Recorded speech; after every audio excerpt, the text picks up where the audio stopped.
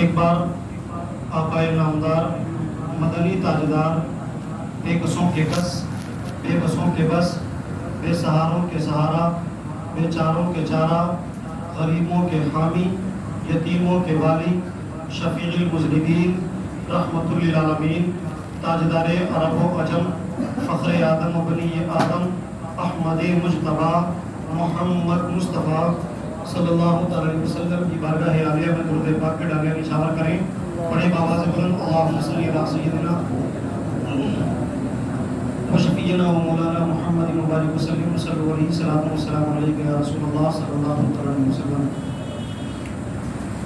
میں اپنی بات شروع کرنے سے پہلے سب سے پہلے آپ حضرات کو ایک شعر بتا دوں کہ آج تقریر کرنے کا مقصد یہ ہے اور صحیح بات تو یہ ہے کہ ان حالات میں جو ہندوستان کے حالات چل رہے ہیں کوئی لمبی چوڑی تقریروں کی ضرورت نہیں ہے بلکہ بس ایک بات بتانے کی ضرورت ہے. جو ہمارے نبی کی ذات کو جانتے نہیں جو ہمارے نبی کی ذات کو مانتے نہیں وہ بھی کان کھول کے سن لیں کہ ہم بھی انہیں جانتے نہیں. وہ بھی کان کھول کے سن لیں کہ ہم بھی انہیں جانتے نہیں. زمانے بھر کی ہر ایک نعمت انہی کے صدقے خدا نے دی ہے. میں کئی بار آپ لوگوں کو یہ شعر سنا چکا. ہمیں نہ بہکاؤ اے دنیا والوں کہ ہم نہ ایسی خطا کریں گے. ہمیں نہ بہکاؤ اے دنیا والوں کہ ہم نہ ایسی خطا کریں گے. زمانے اور رگوں میں جب تک لہو رواں ہے نبی نبی ہم صدا کریں گے. اور زمانے بھر کی ہر ایک نعمت انہی کے صدقے خدا نے دی ہے. زمانے بھر کی ہر ایک نعمت انہی کے صدقے خدا نے دی ہے. اگر ان کی عزت پہ بات آئی تو اپنی عزت کا کیا کریں گے. اگر ان کی عزت پہ بات آئی تو اپنی عزت کا کیا کریں گے. اور یہی شعر پھر انہیں بتایا جائے ہمارے نبی کی ذات کو جو مانتے نہیں وہ بھی سن لے کہ ہم بھی انہیں جانتے نہیں. آج پورے ہندوستان کے حالات میں جو حالات بنا دیے گئے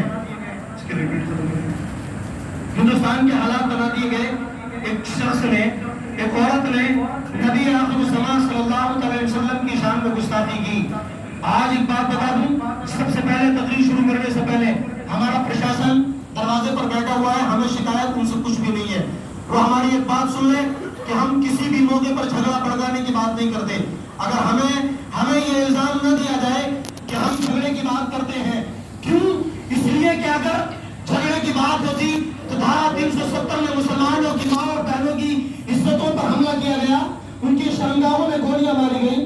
ہم نے اس وقت بھی کوئی دھرنا نہیں دیا کوئی پردرشن نہیں کیا صرف اس لیے کہ ہندوستان کا ماحول بنا رہے. صرف اس لیے کہ ہندوستان میں شانتی امن بنی رہے.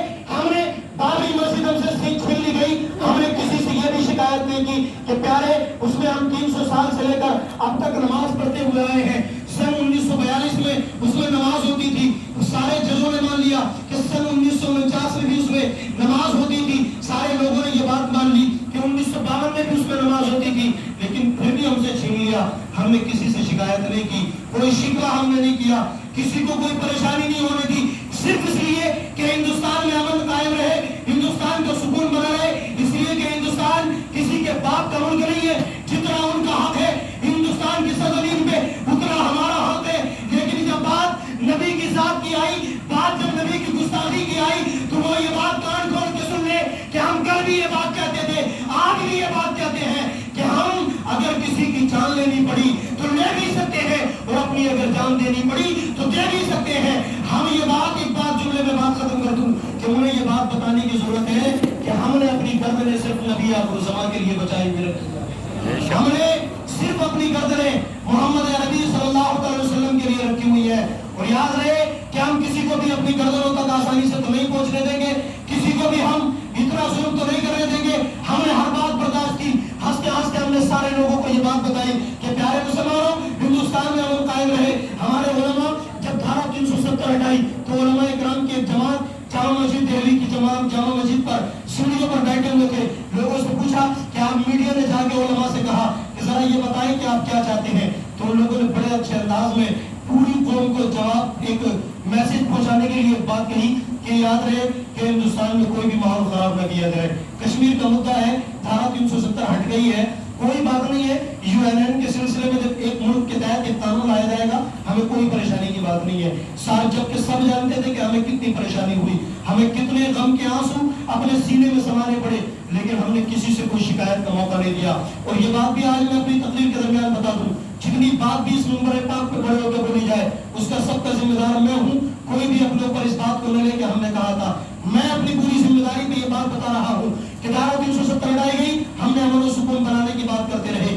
بابری مسجد کا جب فیصلہ آنے والا تھا, جس تاریخ میں فیصلہ آیا اس تاریخ میں علماء کی ایک ٹیم دہلی سپریم کورٹ کے دروازے پہ بلائی گئی. سپریم کورٹ کے دروازے پہ جب علماء پہنچے ان سے پوچھا گیا کہ آپ لوگ بتائیں اپنی قوم کو کیا میسج دینا چاہتے ہیں. علماء کرام نے کہا کہ ہم اپنی قوم کو بتانا چاہتے ہیں کہ فیصلہ سپریم کورٹ کا جو بھی آئے ہم اس کو بالکل ہنستے ہنستے تسلیم کر لیں گے. اس لیے کہ سارے ہر ملک میں ایک پاور ہوتی ہے اور دوسری سپر پاور ہوتی ہے. ہمارے اس ملک میں بھی سارے ملک میں جو سرکاری نظام قائم کیے گئے ہیں ان کو ہم بولتے ہیں پاور, اور سپریم کورٹ کو بولتے ہیں سپر پاور. اسی طریقے سے تمام لوگوں نے یہ بات کہی کہ سپریم کورٹ کا سپر پاور کی جو بھی بات قوم تک پہنچائی جائے اس کو ہنستے ہنستے تسلیم کر لیا جائے. اور یہی ہوا بھی. آپ لوگوں نے یہ بات بھی تاریخ اسلام میں بالکل مقرر دیکھی ہوگی کہ بابری مسجد کا فیصلہ سنایا گیا, صبح کو ہم سے ہماری مسجد لے لی گئی, ہم نے بالکل کسی سے کوئی شکایت نہیں کی. ہم نے ہنستے ہنستے ہم نے جس نے جو بات کہی بلکہ اسے سمجھایا کہ چلو کوئی بات نہیں, ہندوستان میں 17,000 مساجد ہے, اگر ایک مسجد کم بھی ہو گئی حالانکہ اللہ رب العزت اس کا بدلہ ضرور لے گا, ہم یہ بات جانتے ہیں. اللہ رب العزت کی قسم, جس جگہ پر ایک بار مسجد بنا دی جاتی ہے قیامت تک کے لیے وہ جگہ مسجد کے لیے وقف ہو جاتی ہے. اب وہاں چاہے کچھ بھی بن جائے اس سے ہمیں کوئی فکر کی بات نہیں ہے, لیکن قیامت تک کے لیے وہ فرشتوں نے اپنے رجسٹر میں اس کو مسجد چڑھا دیا ہے اور وہ مسجد ہی قائم رہے گی. لیکن ہم نے خوب غموں کے ساتھ اس بات کو برداشت کیا, کسی سے کوئی شکایت نہیں کی. لیکن آج پھر بتاؤ کہاں تک بھی وہ لوگ پہنچ گئے. اتنی شانتی بنانے کے بعد بھی وہ ہمیں کہاں تک چیک کر رہے ہیں. یہاں تک بھی وہ چیک کرنے لگے کہ نبی کی ذات پہ حملے کیے, آقا علیہ الصلوۃ والسلام کی شان میں گستاخی کی. تو اب میں انہیں ایک بات بتا دوں, اب سے لگ بھگ کم سے کم 900 سال پہلے حضرت خالد بن ولید رضی اللہ تعالیٰ عنہ, جب فلسطین ایک ملک ہے جس کو اس وقت میں اندلس بولا جاتا تھا, آج اس کا نام بدل کر فلسطین رکھ دیا گیا ہے, اور آج دوسرے اسی کے برابر میں ایک ملک اسرائیل ہے جو ابھی کل 68 سال کی پیداوار ہے. لیکن پیارے مسلمانوں, فلسطین کے حصے میں جب حضرت خالد بن ولید کا قافلہ پہنچا تو لوگوں نے حضرت خالد بن ولید کو روک کے ان کی کچھ ٹیم نے, اس وقت میں جنگجو لوگ چلتے تھے جن کا نام تھا تاتاری لوگ, جنہیں کہا جاتا تھا تاتاری لوگ. وہ لوگ اتنے خطرناک ہوا کرتے تھے کہ جنگ کے دوران اگر ان کے پاس اسلحے ختم ہو جاتے تھے تو وہ انسانوں کا خون پی جاتے تھے, انسانوں کا کسی بھی اس کو پکڑتے تھے, وہاں سے ماس اتار لیا کرتے تھے اور پھر چسکی مار مار کے انسان کا خون ختم کر کے اسے وہی جان سے مار دیا کرتے تھے. وہی تاتاری لوگ حضرت خالد بن ولید کے پاس پہنچے اور جا کر کے کہا کہ خالد بن ولید, ان تاتاریوں سے نہیں لڑنے کا, ان تاتاریوں کا خون بہت گرم ہے, یہ بڑے لوگ بڑی دور سے لوگوں کو مار دیتے ہیں. حضرت خالد بن ولید نے ایک تاریخی جملہ ارشاد فرمایا, ساری قوم کو یہ پیغام دیا, نحن نفسک الدماء, ہم محمد عربی کے وہ غلام ہیں جو بات آنے پر گرم خون بھی پلایا کرتے ہیں. ہم محمد عربی کے وہ غلام ہیں کہ جب سر لینے کی پاور رکھتے ہیں تو سر دینے کی پاور بھی رکھتے ہیں. اور بات سر دینے یا لینے کی نہیں ہے, بات کسی جھگڑے کی نہیں ہے. جنگ یرموک کو یاد کیا جائے, مصطفیٰ جان رحمت نماز فجر پڑھ کے, فجر کی نماز پڑھنے کے بعد میرے نبی منبر پاک پر بیٹھے ہوئے تھے, خانہ کعبہ کی طرف کو منہ کر کے, جیسے بیٹھتے ہیں نماز کے بعد میرے نبی نے اپنا رخ تھوڑا سا گھمایا ہوا تھا. میرے آقا سے لوگوں نے کہا, صحابہ پیچھے آ کے کھڑے ہو گئے. میرے نبی جب ادھر کو منہ کر کے کھڑے ہوئے, صحابہ پیچھے سے آ کے کھڑے ہوئے. یا رسول اللہ بتائیں کیسے جنگ کی جائے, یا رسول اللہ اب بتائیں کیسے لڑا جائے. میرے نبی نے پیچھے مڑ کے دیکھا اور کہا, بتاؤ کیوں فکر میں ہو,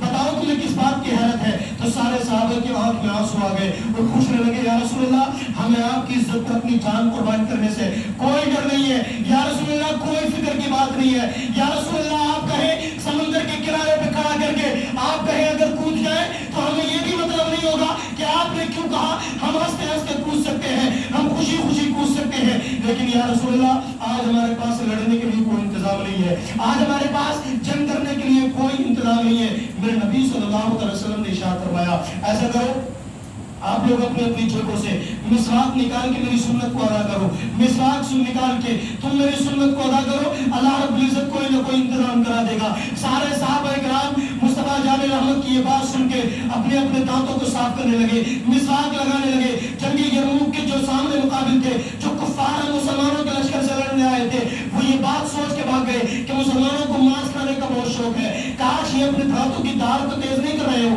कहीं ऐसा ना हो कि अगर इन्हें कोई असलाह न मिले तो ये हमारा मांस खा ले, कहीं ऐसा हो ये हमारा गोश्त खा ले। इसी फिक्र में वो डर के भाग गए। सारे साहबा ने आके खबर दी, या रसूल अल्लाह जहाँ पर जंग हो रही थी वहां से तो लोग भाग चुके हैं, या रसूल अल्लाह वो तुम मिसवाक को करता हुआ देख के भाग गए।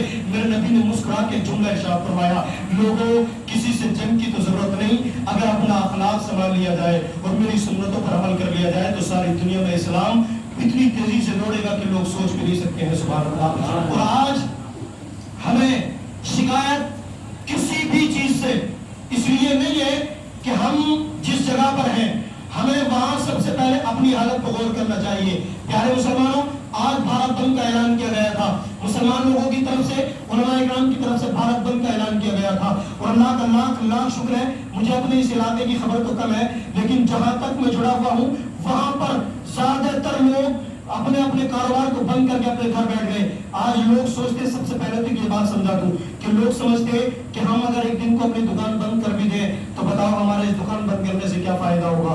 एक परचून की मामूली दुकान चलाने वाला इंसान ये सोचे कि हम बताओ हम तो 300-400 रोज कमाने वाले आदमी है, हम अगर अपनी दुकान बंद कर रहे हैं तो हमसे क्या फायदा होगा। सोचो, अगर यही सोच मिसाल के तौर पे एक 400 रुपए कमाने वाला आदमी ये सोचने लगे कि मेरे करने से क्या होगा। मैं आप लोगों को एक बात बता दूं, ये बात समझ में आ जाएगी। हुजूर ख्वाजा नवाज के दौर में एक बादशाह रहा करता था जिसका नाम था पृथ्वीराज चौहान। उस पृथ्वीराज चौहान के दौर में एक बार दूध की जरूरत पड़ी तो उसने एक बहुत गहरा कुआं बनवा के सारे लोगों, अपनी पूरी बस्ती में ऐलान कराया कि लोगों, जिन लोगों के घरों पर दूध मुहैया है, भैंस का हो कि गाय का हो, किसी भी चीज का दूध हो, वो शाम को एक बाल्टी अपने घर से दूध लेके आए और इस कुएं में जमा कर दे। प्यारे मुसलमानों, एक इंसान उस पूरी बस्ती में घूमा और सबसे उसने एक बात कह दी कि यार सब दूध डालेंगे, अगर तू अकेला पानी डाल देगा तो कौन सी आफत आ जाएगी, किसी को कुछ भी पता न चलेगा। प्यारे मुसलमानों, उसने पूरी बस्ती में घूम घूम के यही बात बता दी। जब शाम का वक्त आया, लोग अपने अपने घरों से बाल्टियां लेके आए। जब सब ने बाल्टी डाली तो पता लगा कि किसी की बाल्टी में दूध था ही नहीं, सबके सब पानी लेके आ गए। प्यारे मुसलमानों, बस यही मसला मईशत का है, यही मसला निजाम का है।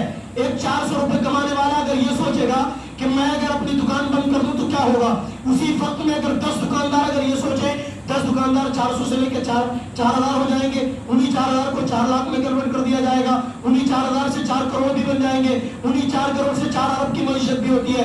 यहाँ तक के 35 करोड़ मुसलमानों की एक दिन की मईशत, जिससे 28% जीएसटी में सरकार जो पैसा कमाती है वो 2200 करोड़ रुपया प्रतिदिन मुसलमानों से कमाई करती है। प्यारे मुसलमानों, कितना? 2200 करोड़ प्रतिदिन। 2200 करोड़ में 1 करोड़ रुपया रोजाना की कमाई लाल किले की भी आती है, 1.5 करोड़ रुपया कमाई रोजाना ताजमहल की भी आती है, जामा मस्जिद की भी आती है।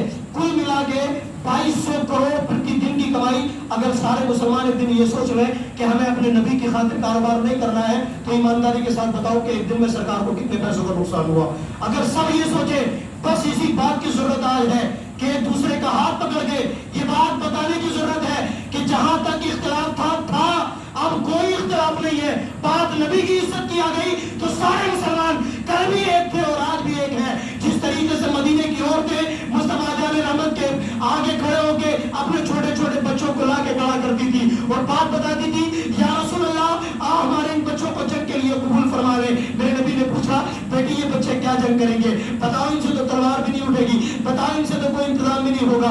तो उन औरतों ने रो रो कर कहा, या रसूल अल्लाह, उनकी आंखों में आंसू आ गए, उन्होंने रोने के अंदाज में कहा, या रसूल अल्लाह इन बच्चों को घर न भेजा जाए। तो मेरे नबी ने पूछा, बेटी क्यों?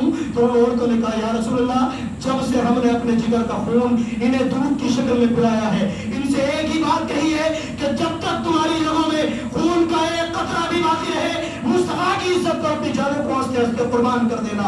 यही हमारा इस्लाम सिखाता भी है और यही आज हम बताने की जरूरत भी है। एक बात बता दूं, हजरत खुबैब बिन नदी एक साहबी गुजरे हैं।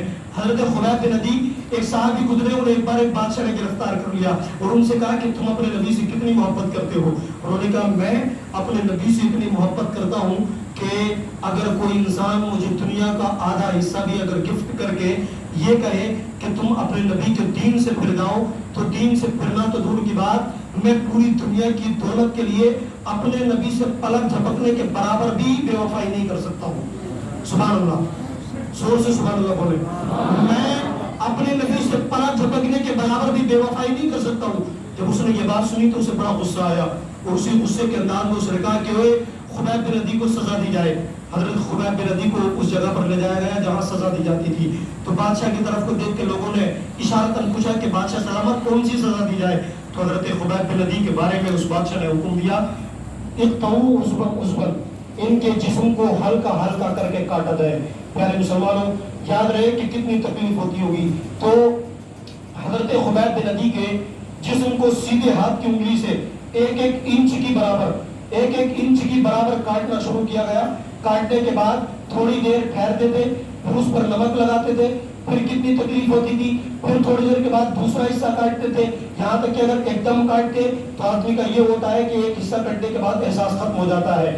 اس کے جلدی نہیں کاٹا، لیکن تھوڑی دیر کے بعد وہ کاٹتے رہے۔ حضرت خبیب بن عدی خوب روتے رہے، چیخ مارتے رہے۔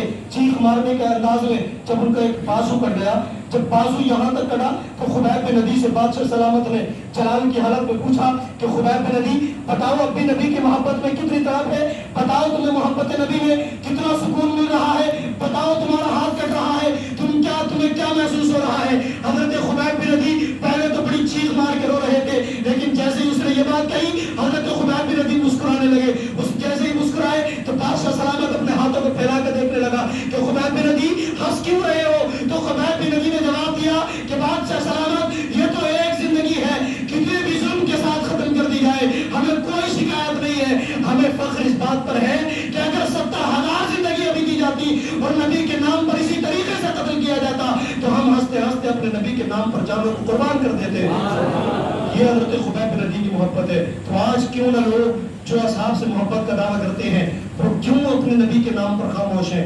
ہم یہ نہیں کہتے کہ کسی سے جھگڑا کیا جائے، ہم یہ نہیں کہتے کہ کسی کی گردنیں کاٹی جائیں یا اپنی کٹائی جائے، لیکن کم سے کم ایک جھوٹ ہو کے بس ایک بار آواز اٹھانے کی ضرورت ہے اور سارے لوگوں کو یہ بات بتانے کی ضرورت ہے، نہ ہو جو عشق مصطفیٰ تو زندگی فضول ہے، غلام یہ رسول میں موت بھی قبول ہے، اور گستاخ رسول کی بس ایک سزا، سرتل سے جدا۔ ہمیں کل بھی کوئی اختلاف نہیں تھا، آج بھی کوئی اختلاف نہیں ہے، اور انشاءاللہ قیامت آ جائے گی ہمیں اس ملک ہندوستان سے کوئی اختلاف نہیں ہوگا، اس لیے کہ ہندوستان کسی کے باپ کا ملک تھوڑی ہے، ہندوستان تو ہمارے باپ داداؤں کا ملک ہے۔ اب سے 73 سال پہلے 74 سال پہلے جب گنتنتر دیوس کا دن تھا، جس وقت میں لوگوں کے نام لکھے جا رہے تھے، ایک رجسٹر بنایا جا رہا تھا جس کا نام تھا پاپولیشن رجسٹر۔ جب وہ پاپولیشن رجسٹر بنایا گیا تو لوگوں سے پوچھا گیا کہ بتاؤ کتنے لوگ اپنا نام کٹوانا چاہتے ہیں جو پاکستان جانا چاہتے ہیں۔ پیارے مسلمانوں، ہم آج بھی فخر کے ساتھ یہ بات کہہ سکتے ہیں کہ تمہیں تو آج تک اجازت بھی نہیں دی گئی کسی ملک میں جانے کی کہ تم انڈونیشیا چلے جاؤ یا آسٹریلیا چلے جاؤ یا سری لنکا چلے جاؤ، تمہیں کبھی نہیں کہا گیا کہ تم کسی ملک چلے جاؤ، لیکن ہمارے پاس ہمیں آپشن دیا گیا تھا کہ ہم پاکستان چلے جاتے، ہمیں یہ بتایا گیا تھا کہ تمہارے لیے پاکستان کا دروازہ کھلا ہے، لیکن ہم نے پھر بھی ہندوستان کو اس لیے چنا، اس لیے نہیں کہ یہاں بلند دروازہ ہے، اس لیے نہیں کہ یہاں تاج محل ہے، اس لیے نہیں کہ یہاں جامع مسجد ہے، اس لیے نہیں کہ یہاں لال قلعہ ہے۔ ہندوستان بلند اس لیے نہیں ہے کہ یہاں تاج محل کی کمائی کروڑوں روپے میں آتی ہے، ہندوستان اونچا اس لیے نہیں ہے کہ یہاں پر لال قلعے کی دیواریں بڑی بڑی اونچی ہیں، ہندوستان اس لیے اونچا ہے کہ اسے کسی کے باپ نے نہیں بلکہ خواجہ پاک نے بسایا ہے۔ ہندوستان اس لیے اونچا ہے کہ یہاں کسی کے باپ نے ہندوستان کو نہیں بچایا بلکہ ہمارے باپ خواجہ پاک نے بچایا ہے۔ ہندوستان اس لیے اونچا نہیں ہے کہ یہاں پر لال قلعے کی دیواریں بڑی بڑی اونچی ہیں، بلکہ ہندوستان اس لیے اونچا ہے کہ حضرت خواجہ غریب نواز، حضرت حسن سنجری، حضرت خواجہ غریب نواز سے جب کہا گیا کہ حسن سنجری بتا، میرے نبی نے مدینہ شریف میں بلا کے ایک بار آقا دو جہاں صلی اللہ علیہ وسلم کی محفل لگی ہوئی تھی، میرے نبی ممبر پر بیٹھے ہوئے تھے، میرے نبی نے کچھ صحابہ کرام سے کہا کہ ایسا کرو حسن کو بلا کے لاؤ، حسن سنجری کو بلا کے لاؤ، تو وہاں پر حضرت خواجہ غریب نواز کا نام ہے حضرت حسن سنجری، تو کہا گیا میرے نبی نے ارشاد فرمایا حسن سنجری کو بلایا جائے ہماری محفل میں۔ لوگوں نے ہاتھ باندھ کے عرض کیا یا رسول اللہ، سنجر میں حسن نام کے لوگ بہت رہتے ہیں۔ سنجر ایک ضلع کا نام ہے جو افغانستان میں قندھار کے پاس میں پائی جاتی ہے۔ قندھار ایک پورا ملک ہے، پورا صوبہ ہے، اس صوبے کا ایک ضلع ہے جس کا نام ہے سنجر۔ اسی سنجر میں تو لوگوں نے کہا کہ حضور سنجر میں تو بہت سے حسن نام کے لوگ رہتے ہیں، کون سے حسن کو بلایا جائے؟ تو میرے نبی صلی اللہ علیہ وسلم نے ارشاد فرمایا معین الدین کو بلایا جائے. معین الدین کا مطلب ہے جو دین کی مدد کرتا ہے. آقا علیہ السلام کے پاس میں حضرت حسن سنجری یعنی حضور خواجہ غریب نواز کو پیش کیا گیا. حضرت خواجہ غریب نواز سے میرے نبی نے ارشاد فرمایا کہ حسن جاؤ, تمہارے اوپر ہندوستان کی ذمہ داری سونپ دی گئی ہے کہ تمہیں وہاں اسلام کو بالکل اپنے حسن اخلاق کے ساتھ پہنچانا ہے. پھر حضرت حسن سنجری رضی اللہ تعالیٰ نے کہا یا رسول اللہ وہاں پر ابھی تک کوئی انتظام نہیں ہے, کوئی لوگ جانتے بھی نہیں کہ اسلام ہے یا مسلمان ہے. تو حضور میرے نبی صلی اللہ علیہ وسلم نے ارشاد فرمایا حسن سنجری تمہیں فکر کرنے کی ضرورت اس لیے نہیں ہے کہ جب تم کسی کی طرف کو محبت سے دیکھ بھی لوگے تو تمہارا رسول یہ اتنا کرم کرے گا کہ وہ تمہارے دل میں اتنی محبت بڑھ دے گا کہ وہ خود بخود تمہارے قدموں میں آ کے گر جائے گا.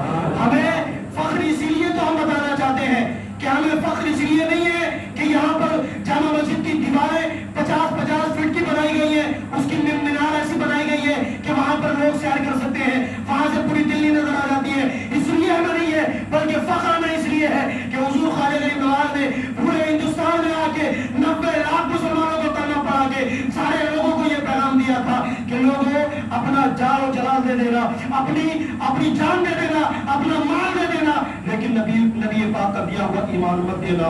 اسی ایمان کو بچاتے ہوئے ہم آج تک لے آئے اور ہم آج بھی یہ بات کہتے ہیں کہ ہم اپنے نبی کی شان میں بالکل بھی ذرا سی بات برداشت نہیں کریں گے.